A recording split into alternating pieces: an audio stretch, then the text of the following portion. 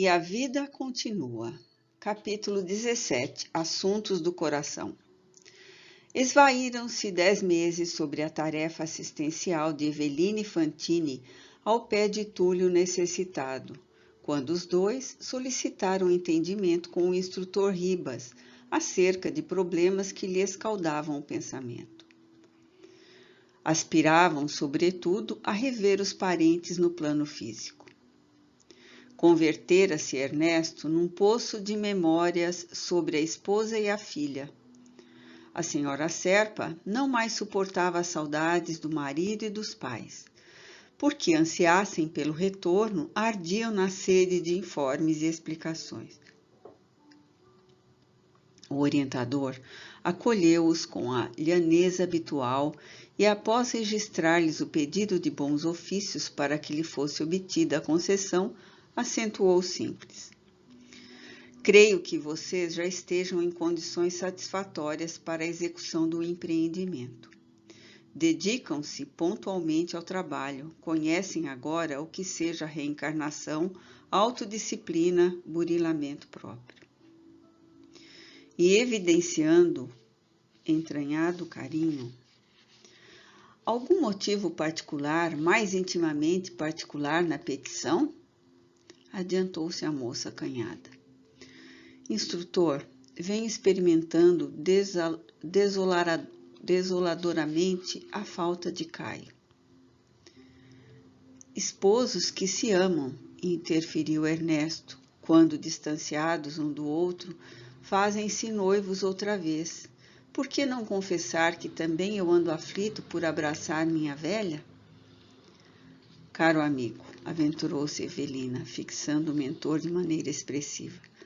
Reportando a ligação conjugal, arriscaria uma consulta. Diga, filha. O senhor não ignora que em meu primeiro encontro com Mancini, senti-me por momentos a jovem menos responsável que fui, observando-me fortemente atraída para ele.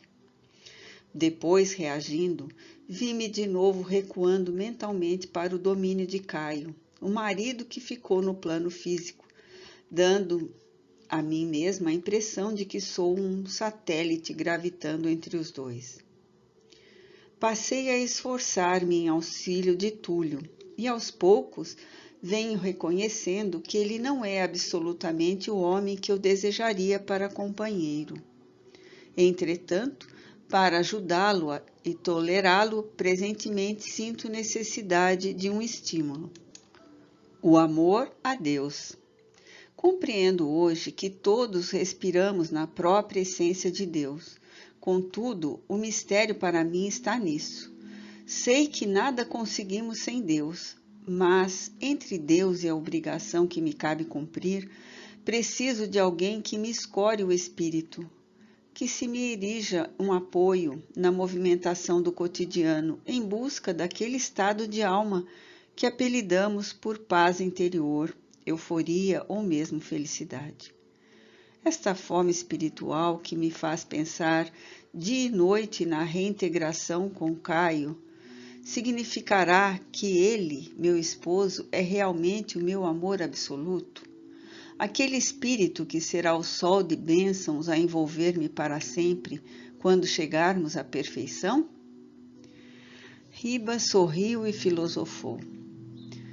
Todos nós destinamos ao amor eterno. No entanto, para alcançar o objetivo supremo, cada qual de nós possui um caminho próprio. Para a maioria das criaturas, o encontro do amor ideal assemelha-se de algum modo à procura do outro nas minas ou de diamante nas catas. É indispensável peneirar o cascalho ou mergulhar as mãos no barro do mundo a fim de encontrá-lo. Sempre que amamos profundamente alguém, transformamos este alguém no espelho de nossos próprios sonhos. Passamos a ver-nos na pessoa que se nos transforma em objeto de afeição. Se essa criatura efetivamente nos reflete a alma, o carinho mútuo cresce cada vez mais, assegurando-nos o clima de encorajamento e alegria para a viagem nem sempre fácil da evolução. Nessa hipótese, teremos obtido apoio seguro para a subida do acrisolamento moral. Em caso contrário, a pessoa a que particularmente nos devotamos acaba devolvendo-nos os próprios reflexos, à maneira de um banco que nos restituísse ou estragasse os investimentos por desistência ou incapacidade de zelar por nossos interesses. Então, surgem para nós aquelas posições espirituais que nomeamos por mágoa, desencanto, indiferença, desilusão. O Senhor deseja talvez afirmar, recordou Fantini, que caminhamos na existência pelas vias da afinidade de afeição em afeição, até achar aquela afeição inesquecível que se nos levante na vida por chama de amor eterno? Sim, mas entendendo-se o conceito de afeição sem a estreiteza do sexo, uma vez que a ligação esponsalícia, embora sublime, é apenas uma das manifestações do amor em si.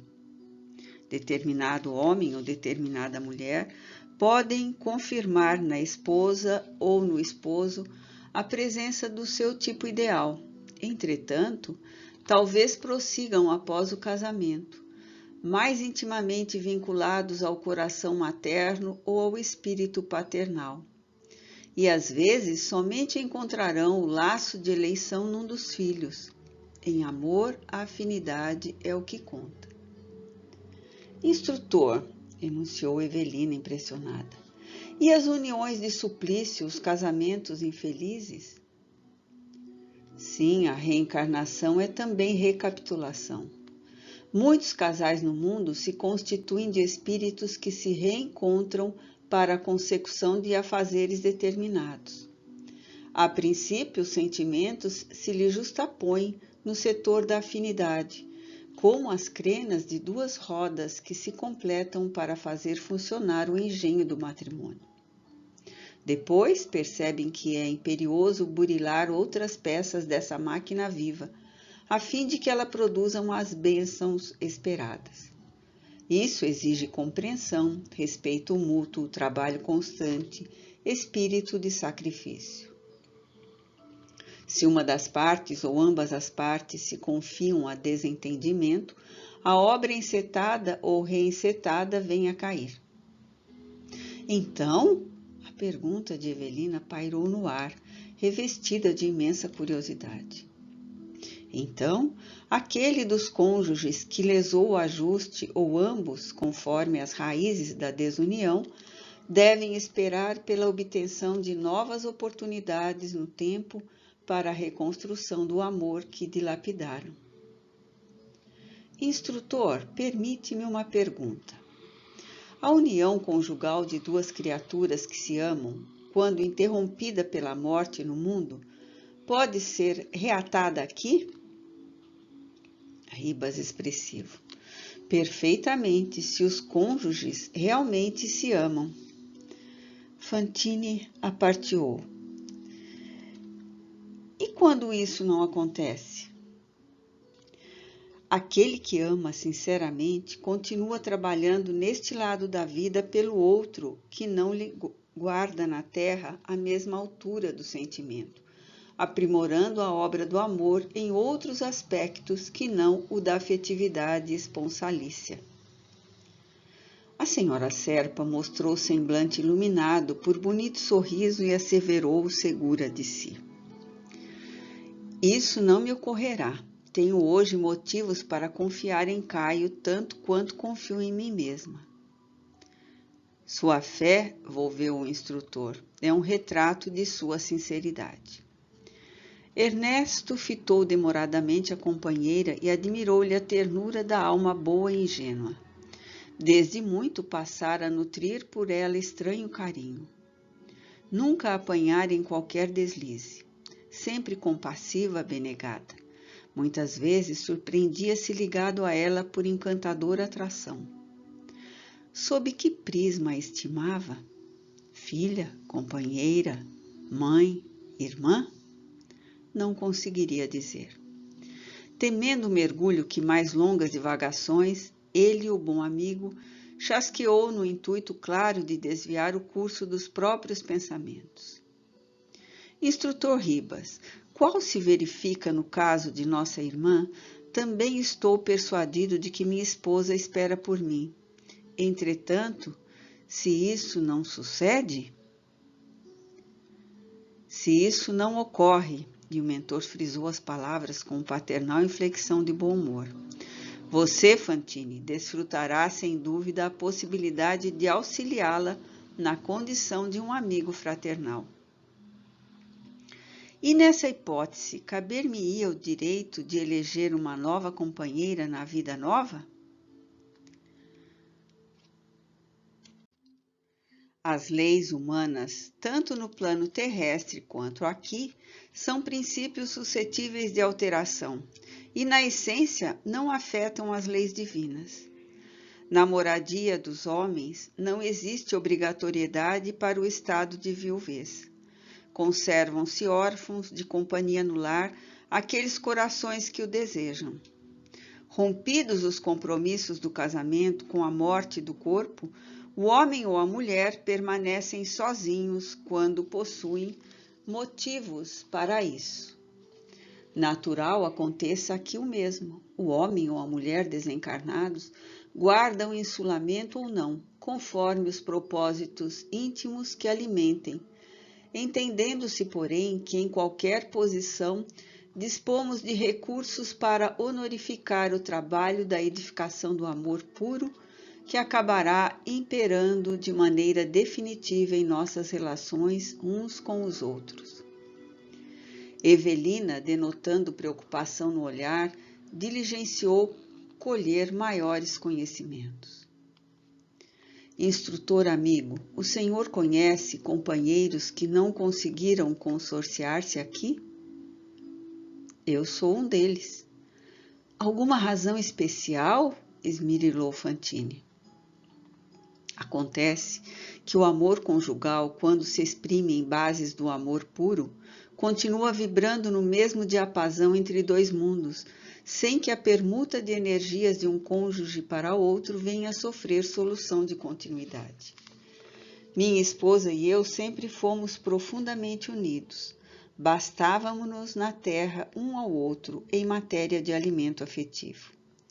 Sobrevindo a minha desencarnação, percebi logo que ela e eu continuávamos em plena vinculação mútua, qual se fôssemos partes integrantes de um circuito de forças. Na dedicação espiritual dela, colho meios de continuar em meu aprendizado do amor a todos, ocorrendo-lhe o mesmo. Ligação ideal, regozijou-se Evelina estática.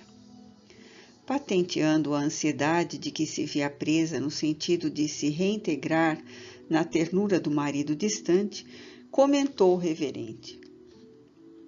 Instrutor, noto que há sempre reserva em nossos amigos mais experientes daqui quando se diz algo sobre a possível desencarnação de pessoas queridas que deixamos na retaguarda. Chego a pensar que isso é um assunto proibido entre nós. Será mesmo assim? Não tanto. À medida que se nos desenvolve a noção de responsabilidade, compreendemos a reencarnação como período de escola. Cada existência está supervisionada por deliberações superiores, muitas vezes insondáveis para nós. A interlocutora, denunciando aspirações íntimas profundas, arriscou. Caro amigo, suponhamos que eu venha reencontrar o esposo mergulhado em saudades iguais às minhas, atormentado e triste. Não me será cabível, nem de leve, encorajá-lo na certeza de que seremos novamente felizes aqui, prometendo-lhe aventura renovada para além da morte? Digo isso porquanto não lhe deixei filhos para entreter-lhe a coragem de sofrer, de esperar. Fuja de refletir assim. Não temos instrumentos para medir a felicidade daqueles que amamos, e ainda que seu marido estivesse agoniado, em tremendo desajuste por motivo de sua ausência, não saberíamos se a desencarnação lhe traria o remédio adequado. Quem nos dirá que a mais longa demora dele no corpo físico não seria a providência desejável a fim de que se revele com mais segurança? Martelar-lhe na cabeça a ideia da morte significaria provavelmente ajudá-lo a reduzir tempo na existência material. E quem nos afirmará com certeza que ele se sentirá feliz regressando à vida do espírito, por imposição nossa e não por determinação da natureza, sempre sábia por refletir os desígnios do Eterno?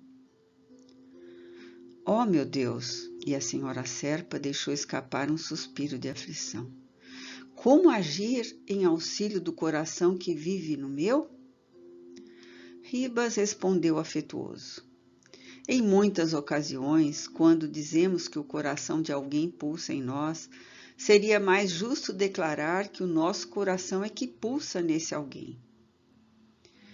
E com inflexão mais carinhosa. Dentro de breves dias, você e Fantine poderão viajar de visita ao ninho doméstico. Evelina e o companheiro agradeceram felizes. Doce alegria banhou-lhes a alma.